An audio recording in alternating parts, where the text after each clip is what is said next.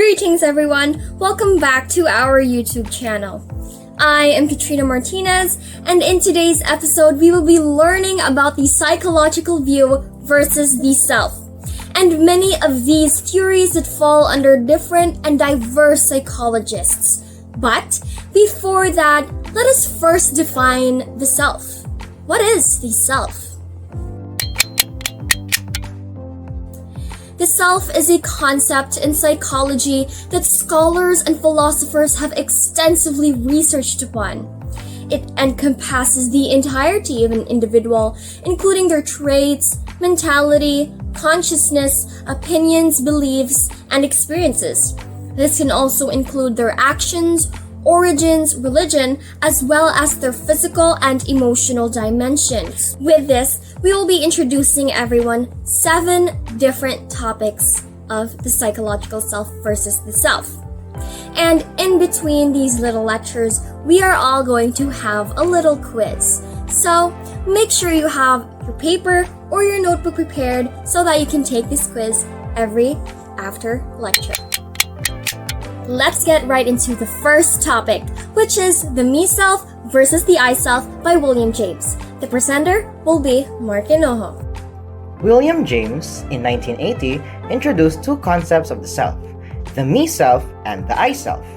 The me self is how we see our identity from the outside, as an object of the world. It includes everything we consider part of who we are, or externally, our body, our social roles, our personality, and our possessions.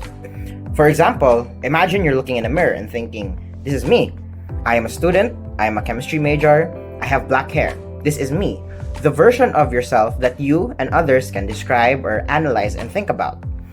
The second concept is the I self, is the active self experiencing and subjective part of you. The inner self that is aware and does the thinking. It's the part of you that experiences the world and makes decisions. Though it is harder to give the I a general definition, it is quite simply how an individual considers themselves. So for example, when you're lost in thought, experiencing emotions, or making a decision, the I is the one who is aware, thinking, and feeling. It's like the internal voice that says, I feel great, or I think choosing this major is the right choice. In simple terms, me as the self is objective, whereas I as the self is subjective.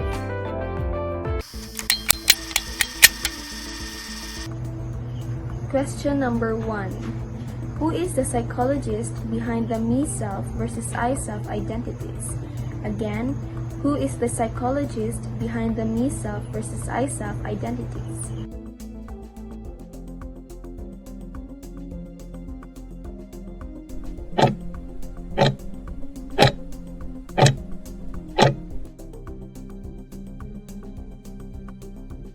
Number 2.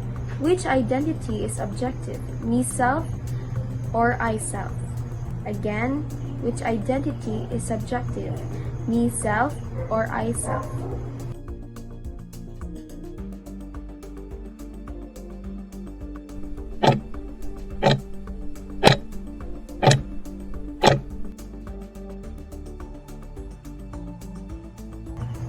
Number 3.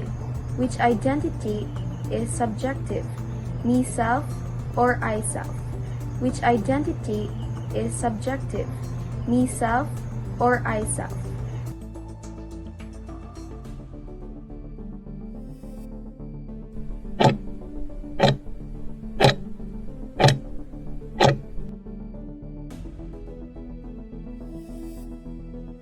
Number 4.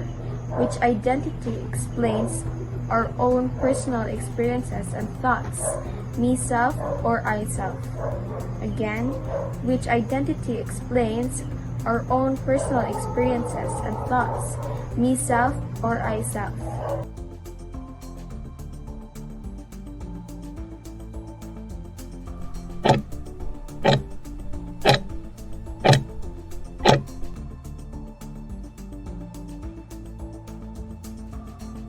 Number 5. Which identity is influenced by society and external factors, me self or I self? Again, which identity is influenced by society and external factors, me self or I self.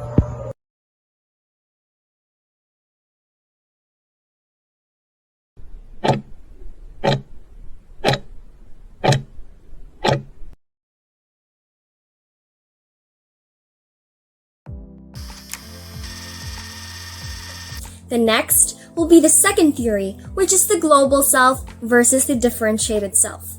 Their presenters are Sheena Eluna and Ivy Casusi. Murray Bruen, an American psychiatrist, developed the Bruen theory. He highlighted the differentiation of self, especially the global self versus differentiated self. The global self represents a person's overarching sense of identity and value, such as the esteem or a person and a general value that a person places on him or herself. However, person's global self-esteem can be contradictory, being high on one thing and low on another thing. For example, someone might have self-esteem as a public speaker but low self-esteem when it comes to dancing or sports. On the other hand, differentiated self is more in a person's ability to recognize their own thoughts and feelings, and to respect that sometimes they are different from others. Basically, differentiated self is more in the person's ability to realize that they are their own person. People vary in how easily they fall into groupthink, and groups also vary in how much pressure they apply for conformity. Differentiating the self means being able to act on your own beliefs even if others might disapprove. In simple terms, a global self is about knowing your own worth, being you closer to understanding who you truly are. Whereas, a differentiated self is the ability to separate your own thoughts and feelings from others. It is being true to yourself and thinking and acting independently, thus establishing your own identity.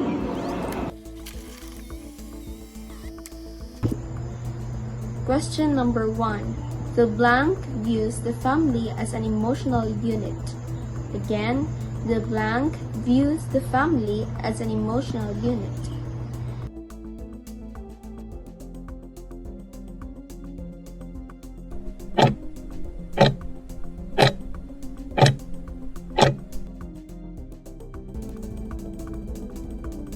Question number 2. Global self refers to the blank that a person places on him or herself. Again, global self refers to the blank that a person places on him or herself.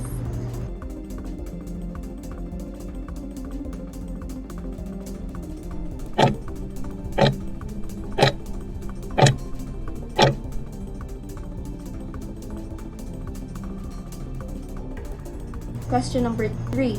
Murray Bowen was an American blank. Again, Murray Bowen was an American blank.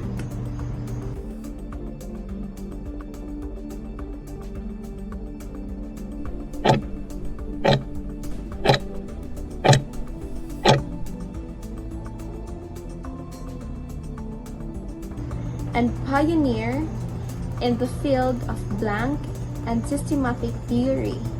Again, and pioneer in the field of blank and systematic theory.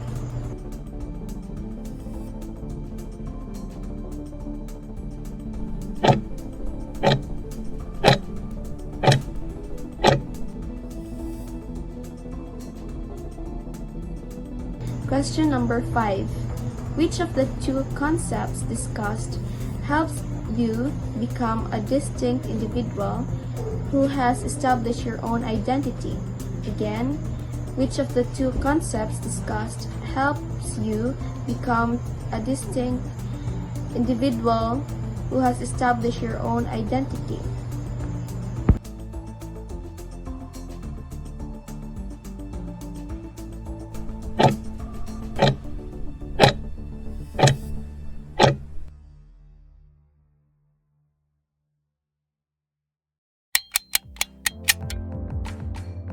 Moving on to our third theory. The third theory is the real versus ideal self.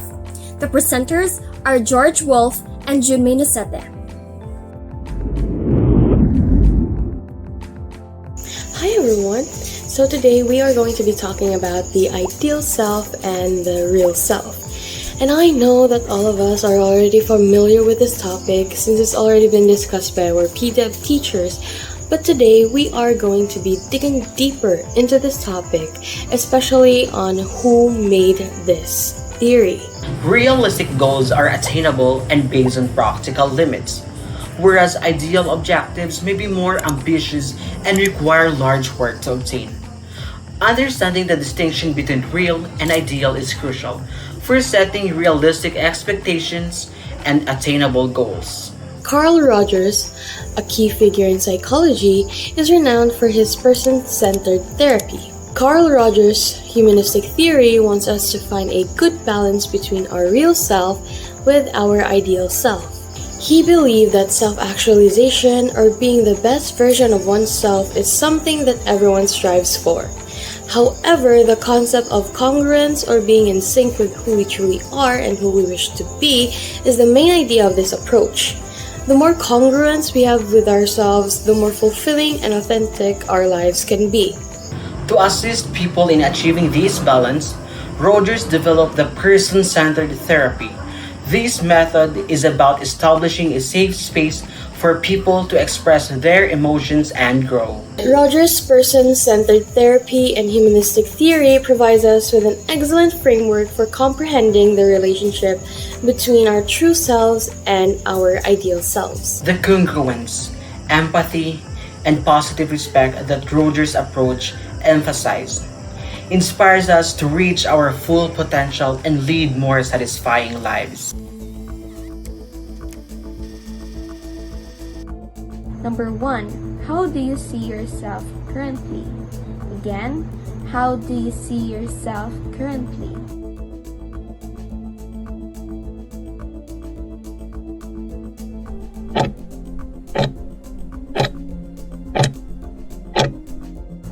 Number 2. What role does self-acceptance play in achieving congruence between your real and ideal self?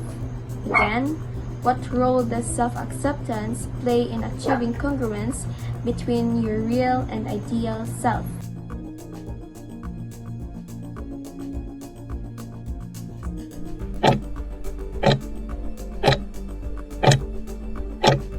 Number 3.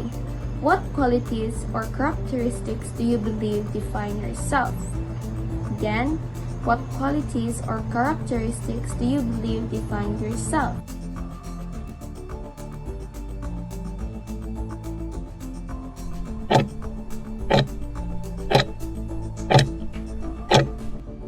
Number 4.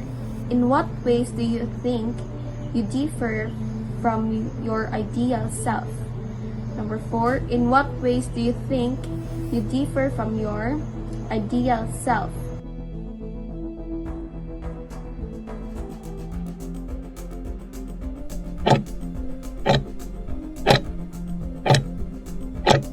Number 5.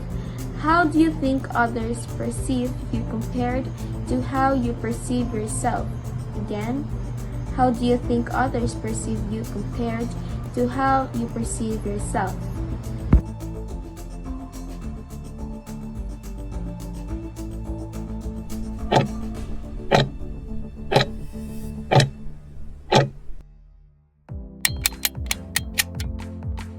Next, moving on to our fourth theory, it is the unified self versus the multiple self. The presenters are Bel Regina, Marie Soto, and Mary Sinoag. The concepts of unified self and multiple selves explores how we perceive our identity. So let's break down these ideas with insights from 3 different experts. We have Fritz Perls, Eric Berne, and Rita Carter. First, let's define the theories. A unified self means you have a consistent identity across all situations and interactions. For instance, Wednesday Addams from the Addams Family maintains her distinct dark Gothic personality regardless of her environment. Similarly, Jamie demonstrates a unified self by showing consistent empathy and support across various relationships. In contrast, multiple selves suggest that our identity shifts depending on context or people around us. For example, I act differently with close friends, being more relaxed and playful, compared to a professional setting where I might be more formal. Fritz Perls, a pioneer in Jessel therapy, describes multiple selves as fragmented aspects of personality that can lead into internal conflict. A unified self represents psychological health and integration, where one's identity is cohesive and harmonious. For example, someone who feels confident at work but insecure socially is experiencing multiple selves. Conversely, someone who balances various life aspects smoothly has a unified self. The second psychologist is Eric Berne. His transactional analysis theory identifies three ego states: the parent, the adult, and the child. The unified self achieves a balance among these three states, reflecting a coherent personality. For instance, applying childhood lessons about the benefits of vegetables as an adult demonstrates this balance. Dominance of one ego state over others can lead to multiple selves, such as being professional in a job interview while showing empathy in personal situations. Thirdly, Rita Carter. In her book, The Human Mind, explains that a unified self maintains a core identity across various situations. Multiple selves, on the other hand, to her, it manifests differently depending on the context. Carter divided multiple self into major selves, which is based on thoughts and beliefs, minor selves, situation-specific, and macro selves, which is the building block of personality.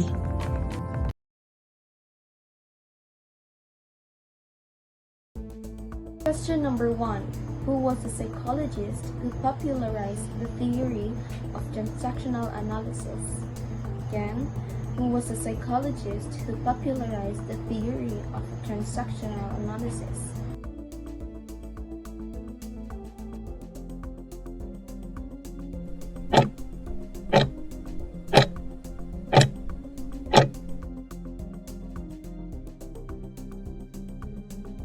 Question number 2. Name one of the three ego states. Again, name one of the three ego states.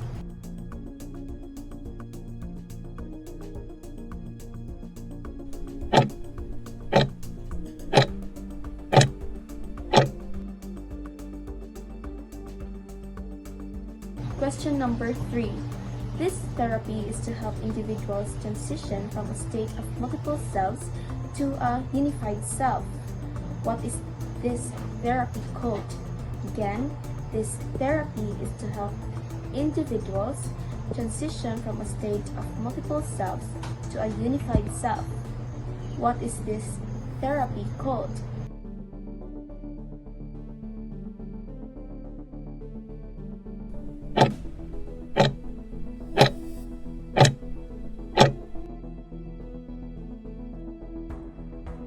Question number 4. She is a British neuroscientist and a journalist known for her work on the human brain and consciousness. Again, she is a British neuroscientist and a journalist known for her work on the human brain and consciousness.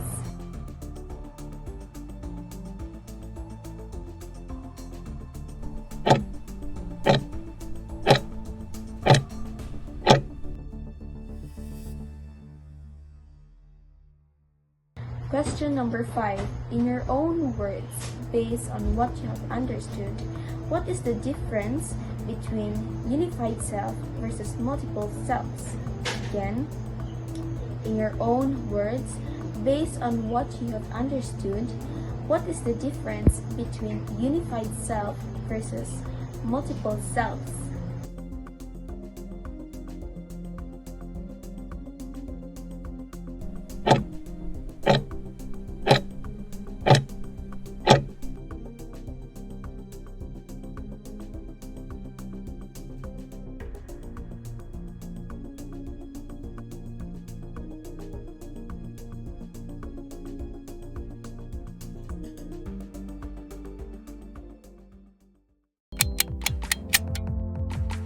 theory, which is the true self versus the false self by David Winnicott, which will be explained by our presenters Jason Isada and Nestle Borongan.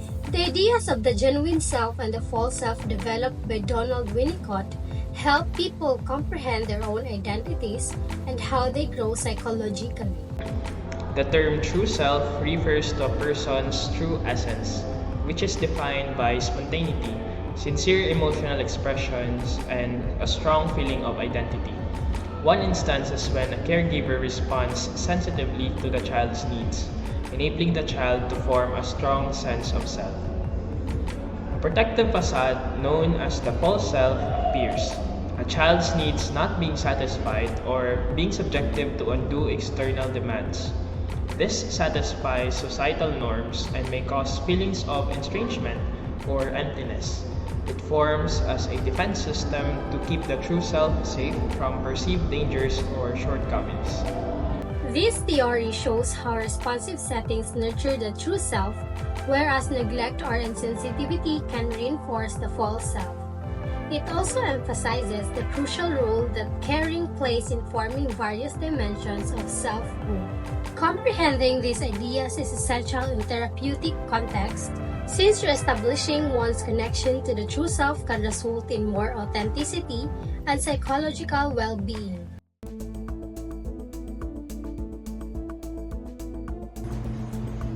Number 1. When were the concepts of true self versus false self introduced? Again, when were the concepts of true self versus false self introduced?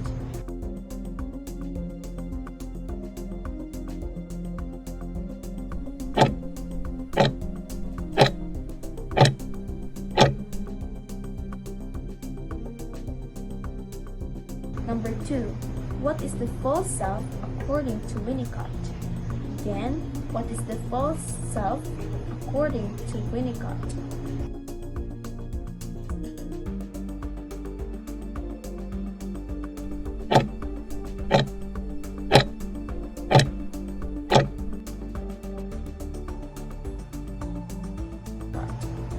Number 3. How does the true self contribute to a person's identity? Again, how does the true self contribute to a person's identity?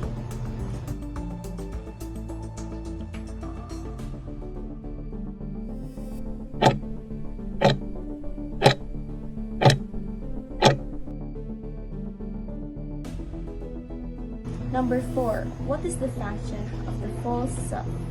Again, what is the function of the false self?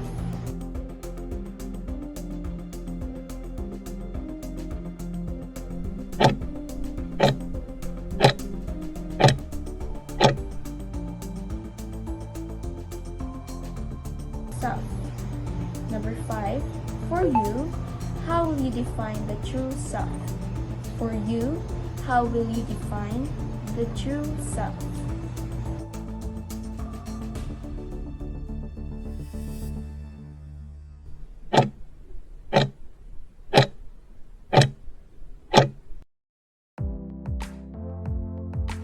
Next up is Albert Bandura's proactive versus agentic self, to be expounded more by Nicole Cinco and Jan Gumahad. Proactive Self versus Agentic Self by Albert Bandura. So first, let's talk about Albert Bandura. He is best known for his social cognitive theory, and according to him, humans are producers of their life circumstances and not just a product of them. This means that the people are not merely shaped by their environment or circumstances. They actively shape their own lives through their choices, actions, and efforts. Within Bandura's exploration of self-concept, he distinguished between two critical ideas, the proactive self and the agentic self. First, let's discuss the proactive self. Being proactive refers to creating or controlling a situation yourself rather than simply waiting to see what happens. Basically, this type of self creates or control a situation themselves. It refers to an individual's ability to take initiative, anticipate future challenges, and act advance to shape their circumstances. For example, imagine a student who anticipates that a particular subject will be challenging. So instead of waiting until they struggle, they proactively seek additional resources and study early on to prepare. This foresight and initiative help them to succeed rather than merely responding to difficulties when they arise. On the other hand, the agentic self is a broader and encompasses the overall capacity of individuals to act intentionally, shape their own destiny, exert control over their environment and behavior. It's about being an active agent in one's life, using cognitive abilities like forethought, self-regulation, self-reflection to make informed and intentional decisions. For example, Megan is actively shaping her own career path through intentional action, planning for her future, regulating her behavior to achieve her goals, and reflecting on her progress. This demonstrates the agentic self, where she is not merely reacting to circumstances, but is actively involved in creating the life she wants.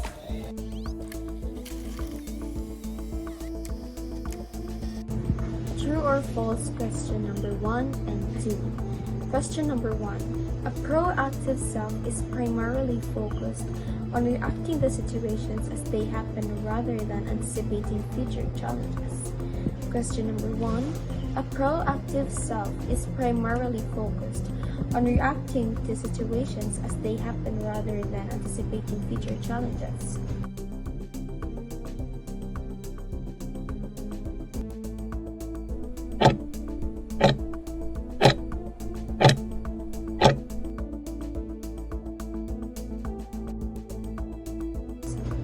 Question number 2. Both proactive and agentic selves emphasize taking initiative and being forward-thinking.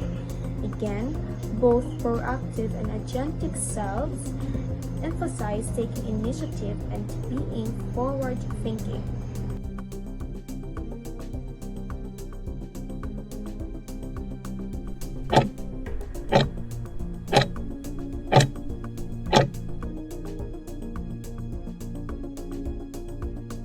Question number 3.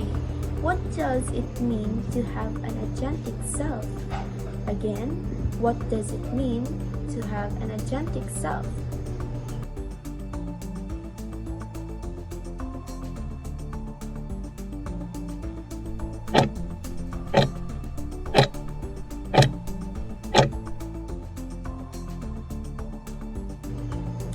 Question number 4.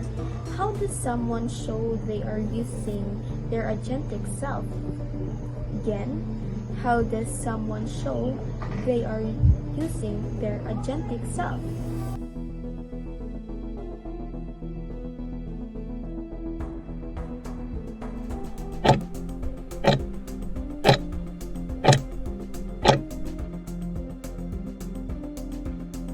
Question number 5. What's the difference between being proactive and being agentic? Again, what's the difference between being proactive and being agentic?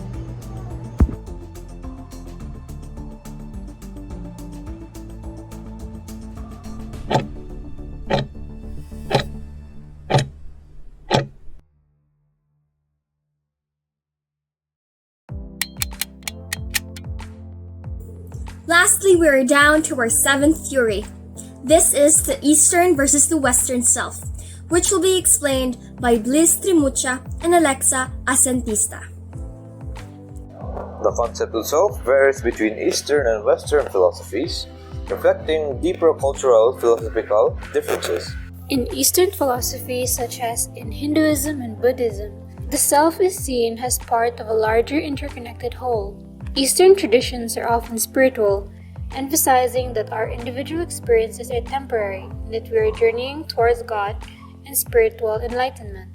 In contrast, Western philosophy, influenced by traditions such as existentialism and individualism, views the self as an independent, self-determining entity. The Western self often talks about personal autonomy, responsibility, and self-actualization. Both the Eastern and Western selves illustrate how cultural contexts shape our understanding of identity.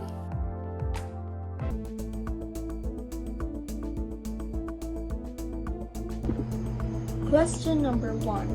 Which philosophy on self focuses on individuality? Again, which philosophy on self focuses on individuality?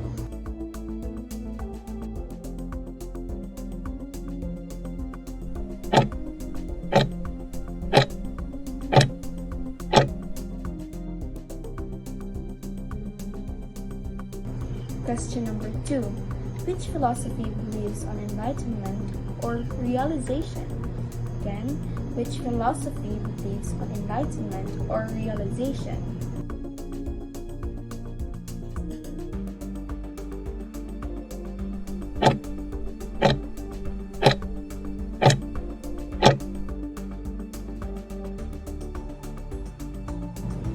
Question number 3. Which philosophy says that they are rational? Again, which philosophy says that they are rational?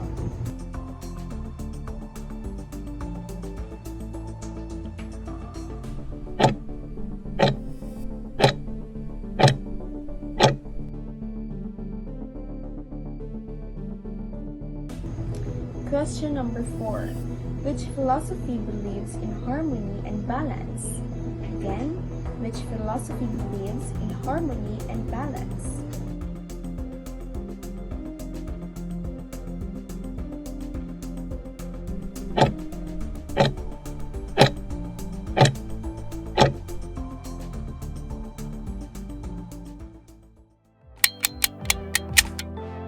That's a wrap for today's exploration of various psychological views versus the self theories. We've uncovered everything from William James' me-self versus I-self to Bandura's proactive versus agentic self, and examined how different exactly are the Eastern and the Western self-philosophies that have shaped our understanding of our identity. Each perspective offers a unique lens on how we perceive and navigate our sense of self.